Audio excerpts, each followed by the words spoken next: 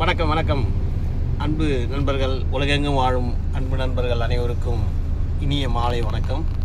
இப்போ எங்கே நிகழ்ச்சினா காஞ்சிபுரம். நம்ம ராஜா சாரோட நிகழ்ச்சி இன்னைக்கு. அவர் தான் எல்லாரும் இட்டுன்னு போகிறாரு. இவர் தான் எங்கள் ஓனர். கண்டினியூவாக எங்களுக்கு டேட்டு கொடுக்குறவரே இவர் தான். கட்சி நிகழ்ச்சியாக இருக்கட்டும், கோயில் திருவிழா, நம்ம ஏதாச்சும் ஒரு பிறந்தநாள் ஃபங்க்ஷன், அந்த மாதிரி நிறைய நிகழ்ச்சி எனக்கு கொடுக்குறாரு இவர்.